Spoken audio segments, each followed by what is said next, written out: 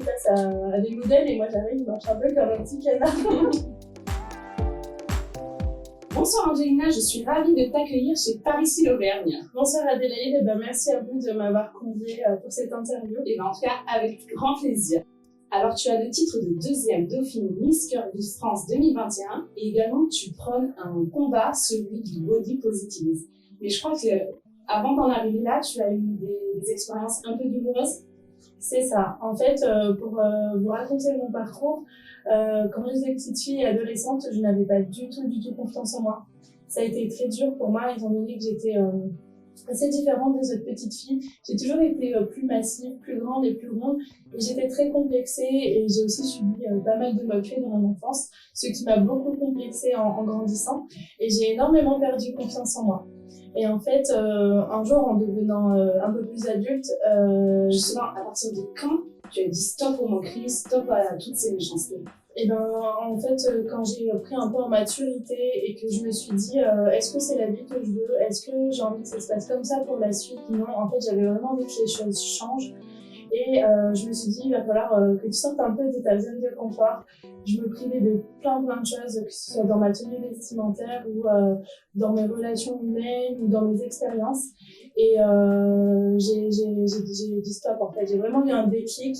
Et progressivement, j'ai fait des petits exercices pour prendre confiance en moi. Alors ça a été crescendo. Je ne me suis pas non plus trop Mais du brusquée. jour au lendemain? Voilà, c'est pas du jour au lendemain. Et j'ai trouvé cette force et aujourd'hui, je peux dire que oui, j'ai confiance en moi. Par contre, la confiance en soi se travaille en permanence. Et justement, comment au quotidien tu appliques ce body positivisme? Alors en fait, ça peut être des choses qui peuvent paraître anodines pour certaines personnes, mais qui ne le sont pas forcément pour moi. Je passe beaucoup par la mode pour m'accepter, enfin, c'est quelque chose qui m'a beaucoup aidée et quelque chose que je communique beaucoup sur les réseaux sociaux. J'utilise vraiment la mode pour encore sortir une fois de ma zone de confort, me challenger, ne pas me priver, mettre ce que j'ai envie de mettre, des choses que je n'aurais pas forcément osé, des choses qu'on ne voit pas forcément sur les femmes rondes, parce qu'il y a certains standards en fait, et en fait non, faut pas les penser dans ces cases. J'ai aussi par exemple fait de la danse pour prendre vraiment conscience de mon corps, et ça m'a beaucoup aidé à prendre confiance, et c'est quelque chose que je recommande fortement aux gens, que ce soit de la danse individuelle ou en couple, parce que ça nous aide beaucoup. En fait, on gagne en assurance, on assume son corps, on a découvre certaines positions, voilà, on se découvre. Et donc, tu as fait quelques défilés alors, je crois. Alors en fait, le premier défilé que j'ai fait, ça a été aux États-Unis. J'ai commencé assez fort, si je puis dire. C'était un peu inattendu. J'étais jeune fille au pair.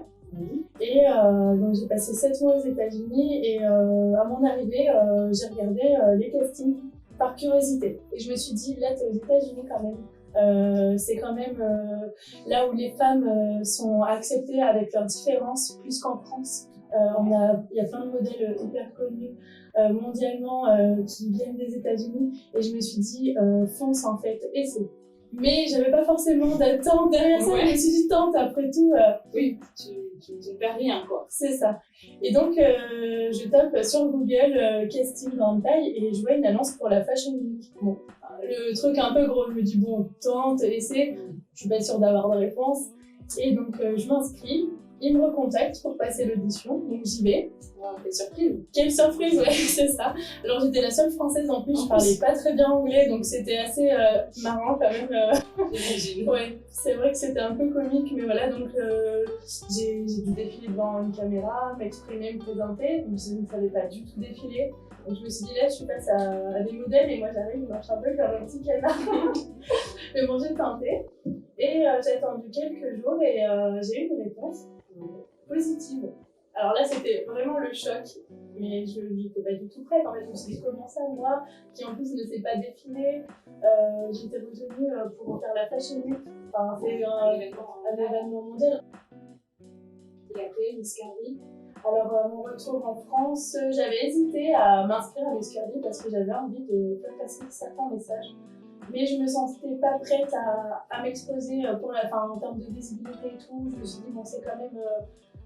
Est-ce que tu es prête? Je ne savais pas trop encore. Et l'année d'après, je me suis inscrite. Et j'ai eu une réponse rapidement. J'ai passé les lectures régionales et j'ai été titrée Miss Curvy Auvergne. Et par la suite, deuxième dauphine Miss Curvy France. C'est super. Oui. Donc plein de surprises en fait parce que je partais pas dans un esprit compétitif, je partais vraiment pour faire passer les messages aux personnes, aux femmes, à tout type de femmes. Alors c'est vrai que c'est un concours pour les femmes rondes, mais moi je m'adresse à tout le monde, déjà hommes ou femmes. Je voulais te demander selon toi, parce que ce mouvement du body positivisme prend de plus en plus parce que les marques de prêt-à-porter ont de plus en plus de mannequins et taille. Selon toi, une personne qui rentre dans le casque et dicte la société peut promouvoir ce mouvement? Alors bien sûr, tout le monde est bienvenu dans ce mouvement. C'est un mouvement qui accepte la diversité des corps humains, donc tout type de morphologie, de physionomie, de sexe, d'orientation sexuelle. Il y a aussi des personnes à mobilité réduite. Tout le monde est le bienvenu et présent aussi dans ce mouvement.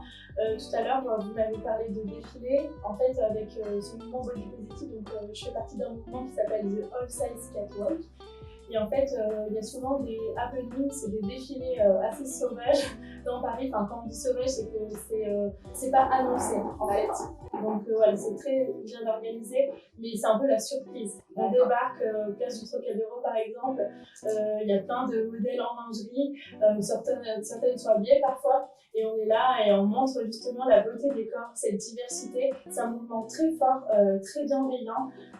C'est accepté en fait. C'est ça, et très apprécié par les personnes sur place et par les personnes qui entendent parler de ce mouvement.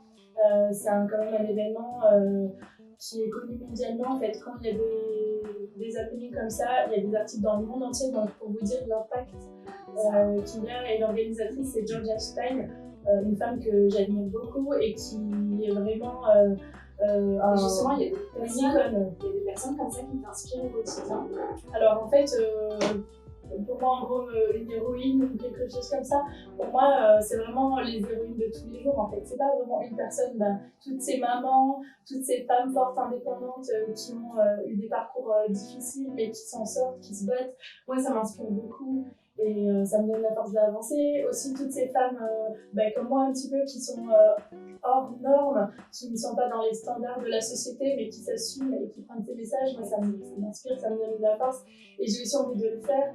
J'ai envie que des personnes puissent s'identifier aussi à moi parce que ça a été très compliqué et aujourd'hui, je suis pas les gens face au-dessus de tout ça. Et tu arrives encore aujourd'hui quand même de recevoir des paroles méchantes, désobligeantes à ton regard, notamment je pense sur les réseaux sociaux. Alors j'ai quand même la chance d'avoir une communauté bienveillante sur Instagram, mais c'est vrai qu'il peut arriver un ou deux commentaires un peu déplacés, sous-entendu que je suis en surpoids, des choses comme ça. Après c'est plutôt sur, j'ai été face à des messages très haineux, plutôt sur Facebook via un article. En tout cas, il paraît que tu es une grande fan de l'Auvergne. Donc on va passer à notre traditionnel quiz. Ah, génial! Voilà. Alors, je vais te poser des petites questions et tu réponds simplement. Donc, alors, il paraît que tu sais faire la truffade. Donc, est-ce que tu peux nous dire exactement quel ingrédient, je vais citer des ingrédients, lequel ne compose pas la recette traditionnelle donc, de la truffade? Ça marche. Alors, je te propose les pommes de terre. Alors, ça, c'est OK. C'est OK. La pomme de Cantal et les lardons. Les lardons, non. Yep. Pas de lardons dans la truffade. C'est vrai, tu as On peut l'accompagner de jambon cru, mais pas de lardons. Exactement. Voilà. Alors, deuxième question. Est-ce que tu peux nous citer les 4 départements qui composent l'Auvergne ainsi que leur chef-lieu? Alors, du coup, il y a le Puy-de-Dôme, donc la région où je suis, donc Clermont-Ferrand, la ville la plus célèbre, on va dire. Il y a aussi l'Allier, donc avec Vichy qui est très connu, une très belle ville avec des thermes. La Haute-Loire, que je connais moins pour le coup, avec de beaux paysages, il y a vraiment plein de choses à visiter. Et le Cantal, avec le fameux fromage Cantal qu'on adore. Donc le Cantal, donc son chef-lieu qui est Aurillac. Oui. Et pour la Haute-Loire, c'est le Puy-en-Velay. Oui, le Puy-en-Velay, voilà, c'est ça. Et alors, troisième question, est-ce que tu te rappelles de la date à laquelle l'ASM a gagné le bouclier de Saint? Alors là, par contre, concernant le sport, je pourrais pas vous donner la date, je préfère être honnête. Mais par contre, je vais souvent sur la place de Jade regarder les matchs pour la bonne ambiance. et pour les soutenir, mais je suis pas, c'est vrai qu'en termes de sport. Alors, c'était en mai 2010. Dernière question, est-ce que tu peux nous chanter notre slogan de Par ici l'Auvergne? Alors, chanter, je sais pas. Alors, je peux vous dire la phrase Par ici l'Auvergne, ici tout commence. Presque ça. Ah, presque ça. Par ici l'Auvergne. Ici commence l'Auvergne. Ici commence l'Auvergne. En tout cas, Angélina, merci d'être venue pour cet échange, c'était vraiment agréable. C'était un vrai plaisir, merci à toi de m'avoir reçu. Avec plaisir, et je t'encourage personnellement dans tes combats, dans tes idées, parce que je soutiens fortement tout cela. Oui, je te remercie. En tout cas, on peut te retrouver où? Vous pouvez me retrouver sur les réseaux, donc sur Instagram et aussi sur Facebook, mais je suis plus active sur Instagram. Voilà. Encore une fois, merci. Puis c'était Adélaïde pour Par ici l'Auvergne, et surtout, n'oubliez pas de liker, commenter et partager.